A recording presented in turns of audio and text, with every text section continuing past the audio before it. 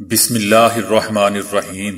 السلام علیکم دوستو، دنیا بھر کی خبروں میں آج آپ سنیں گے، لیکن اس سے پہلے اگر ہو سکے تو لائک، سبسکرائب اور بیل آئیکن کا بٹن ضرور دبا لیں۔ شکریہ۔ امریکہ کے ہاتھ سے معاہدے میں شمولیت کا وقت نکلتا جا رہا ہے۔ ایران کورونا ماخذ پر چین اور عالمی ادارہ صحت کی مشترکہ تحقیق پر بریفنگ۔ سعودی عرب میں کفالت کا نظام ختم ہو گیا۔ خطے میں اسلحے کے خریدار ممالک میں بھارت سر فہرست۔ بھارت میں مندر سے پانی پینے پر مسلمان لڑکے کو پیٹ ڈالا۔ ایک ٹیکے والی جانسن اینڈ جانسن کی کورونا ویکسین کی منظوری۔ حکومت پاکستان کا چیف الیکشن کمشنر سمیت تمام ارکان سے مستعفی ہونے کا مطالبہ۔ پاکستان کی بڑی سفارتی کامیابی 15 مارچ اسلامو فوبیا کے خلاف دن منظور۔ سینٹ الیکشن میں اداروں کی مداخلت نظر آ رہی ہے۔ مولانا فضل الرحمان۔ اس واقعہ میں مرد و خواتین اور بچوں کو ہم سے چھین لیا گیا۔ نیوزی لینڈ وزیر اعظم۔ بریک اپ سے بچنے کے لیے جوڑے نے خود کو ہتھ کڑی سے باندھ لیا۔ تو آئیے چلتے ہیں اب خبروں کی تفصیل کی جانب۔ جو بائیڈن انتظامیہ اور ٹرمپ دور میں کوئی فرق نہیں ہے۔ ایران کا کہنا ہے کہ جو بائیڈن انتظامیہ نے سابق صدر ٹرمپ کی انتظامیہ سے کچھ مختلف نہیں کیا۔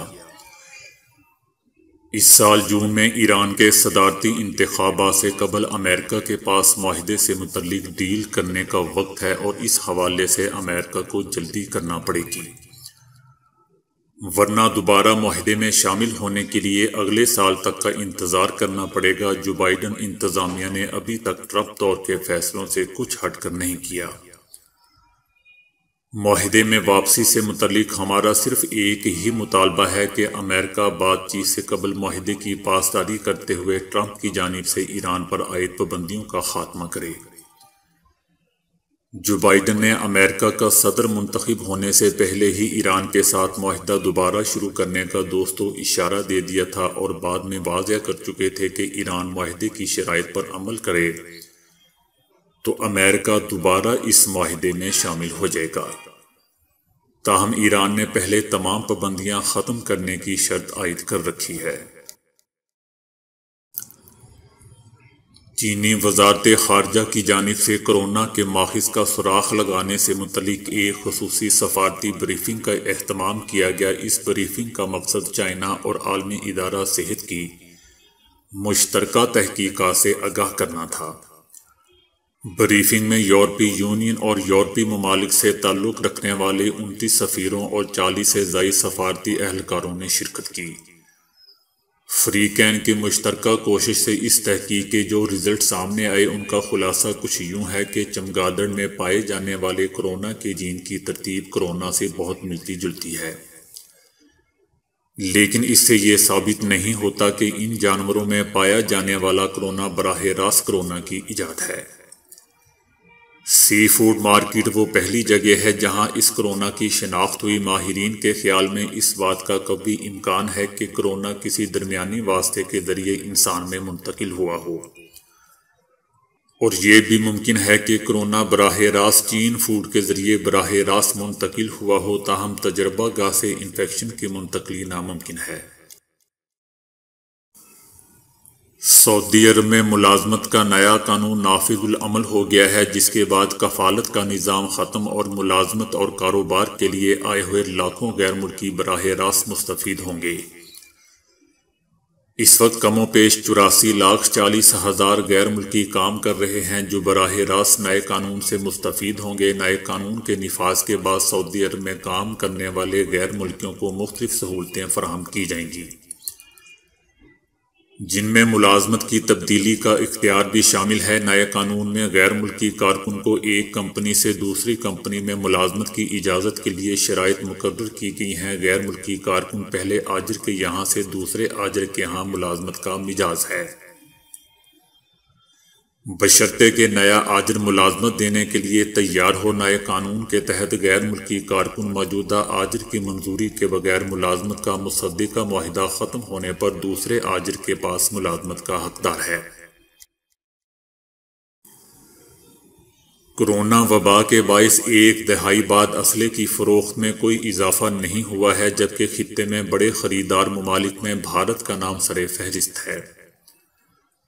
Stock home international peace research انسٹی ٹیوٹ نے 2016 سے 2020 تک کی رپورٹ جاری کی ہے، جس کے مطابق پہلی بار ایسا ہوا ہے کہ دنیا میں ایسی فروخت میں کوئی اضافہ نہیں ہوا۔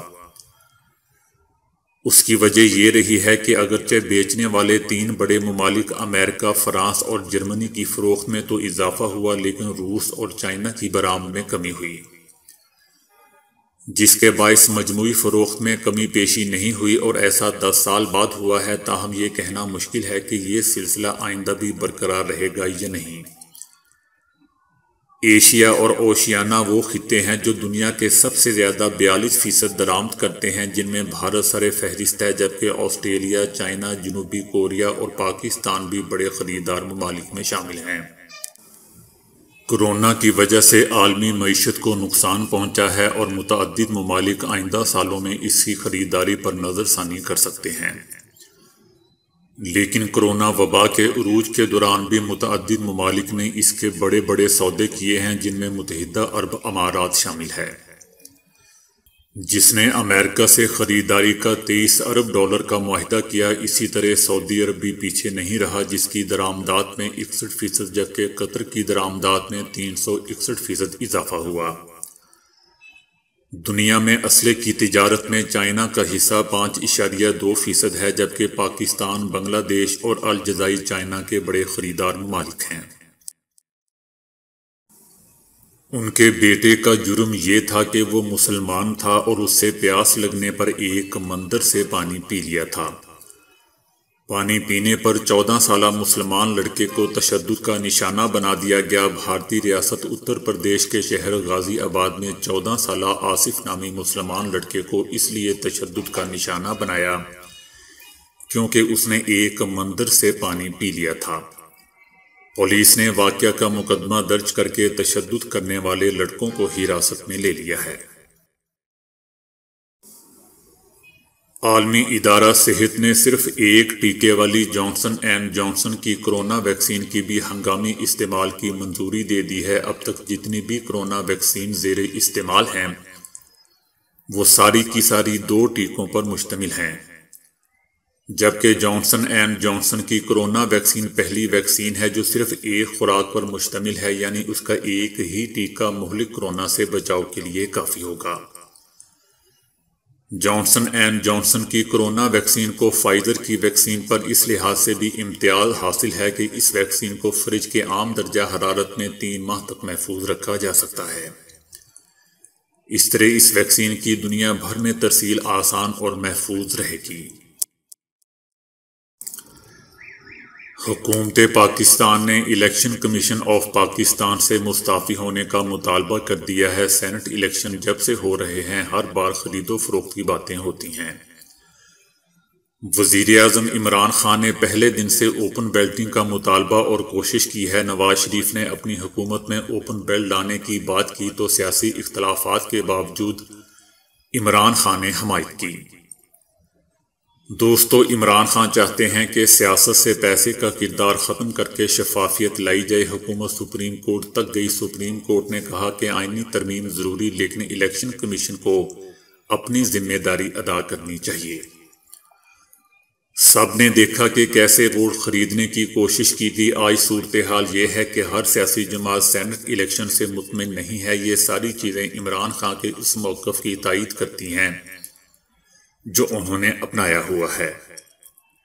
یہ ناکامی الیکشن کمیشن آف پاکستان کی ہے۔ الیکشن کمیشن اپنی ذمہ داری ادا کرنے میں مکمل ناکام ہو چکا ہے۔ اس پر کسی کو اعتماد نہیں رہا۔ الیکشن کمیشن کو بحیثیت مجموعی اپنی ذمہ داریوں سے دستبردار اور مستعفی ہو جانا چاہیے۔ نیا الیکشن کمیشن بنایا جائے جس پر سب کو اعتماد ہو۔ عمران خان کرکٹ میں بھی نیوٹرل امپائر لے کر آئے تھے۔ الیکشن کمیشن کو نیوٹرل ہونا چاہیے، لیکن موجودہ الیکشن کمیشن بالکل بھی نیوٹرل نہیں ہے۔ پاکستان نے 15 مارچ کو اسلامو فوبیا کے خلاف دن منانے کی قرارداد پیش کی تھی، جو OIC نے منظور کر لی ہے۔ اسلامی تعاون تنظیم OIC نے اسلامو فوبیا کے خلاف عالمی دن منانے کی قرارداد متفقہ طور پر منظور کر لی۔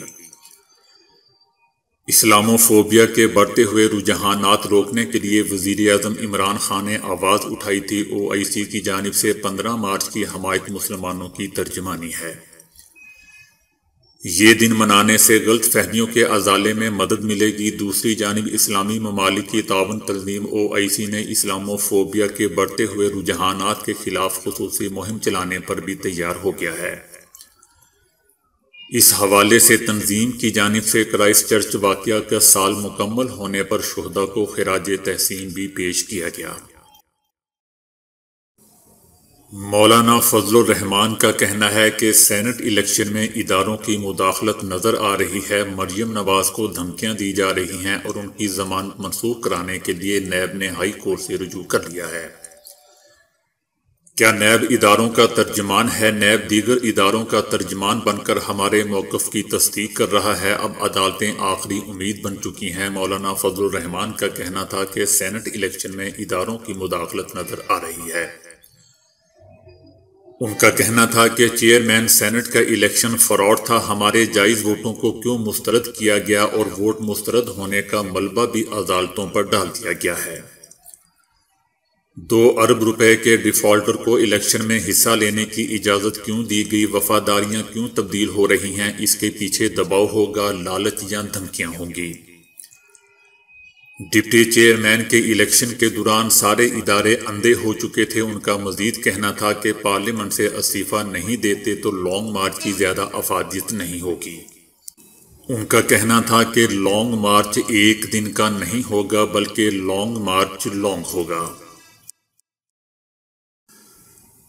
نیوزی لینڈ کی وزیر اعظم نے کہا ہے کہ مسلم برادری کی حمایت کرنا ہمارا فرض ہے۔ کرائسٹ چرچ مساجد کو 2 سال مکمل ہونے کے حوالے سے منعقدہ یادگاری تقریب میں انہوں نے کہا کہ کوئی بھی الفاظ ان زخموں کو بھر نہیں سکتا۔ ان کا کہنا تھا کہ اس واقعہ میں مرد و خواتین اور بچوں کو ہم سے چھین لیا گیا۔ ہمیں اس واقعے سے خود کو ایک متحد قوم بنانا چاہیے، ایسی قوم جو وقت آنے پر اس کا مضبوطی سے دفاع کر سکے۔ انہوں نے کہا کہ بلا شبہ 15 مارچ کا واقعہ ہماری میراث ہوگا جس سے ہمارے دل دکھیں گے، لیکن خود کو متحد قوم بنانے کے لیے اب بھی دیر نہیں ہوئی ہے۔ اس یادگاری تقریب میں شہید ہونے والے تمام افراد کے نام بھی پکارے گئے۔ ہارون محمود کی اہلیہ کرن منیر نے کہا کہ بہترین بدلہ یہ ہے کہ آپ دشمن کی طرح نہ بنیں۔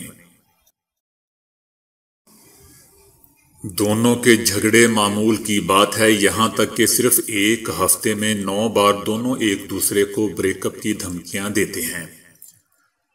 لڑکی نے ایک بار پھر لڑکے کو بریک اپ کی دھمکی دی جس پر اس نے کچھ ایسا کرنے کا سوچا جس سے نہ تو کوئی جھگڑا ہو اور نہ بریک اپ کا خدشہ ہو۔ جوڑے نے ایک دوسرے کے ہاتھوں کو ہتھ کڑی سے باندھ لیا تاکہ آئے روز کے جھگڑوں اور بریک اپ سے بچ سکیں۔ ان دونوں کو ایک دوسرے کے ہاتھ کو جگڑے 1 ماہ ہو گئے ہیں اور دونوں کا ارادہ ہے کہ کم از کم 3 ماہ تک دونوں اسی طرح ایک ساتھ رہیں گے۔ وہ ساتھ شاپنگ پر جاتے ہیں، گھر کا کام کاج کرتے ہیں اور تفریح کے لیے بھی جاتے ہیں۔ اس جوڑے نے ہتھ کڑی میں جگڑے ہاتھوں کی تصاویر انسٹاگرام پر شیئر کی تو صارفین نے دلچسپ تبصرے کیے۔ جوڑے کا کہنا ہے کہ انہوں نے مسائل کو نئے سرے سے حل کرنا سیکھ لیا ہے، لیکن دوستو میں سوچ رہا ہوں کہ باتھ روم میں یہ کیسے جاتے ہوں گے۔ تو دوستو آج کے لیے اتنا ہی۔ ویڈیو کو لائک اور شیئر کرنے کا بہت بہت شکریہ۔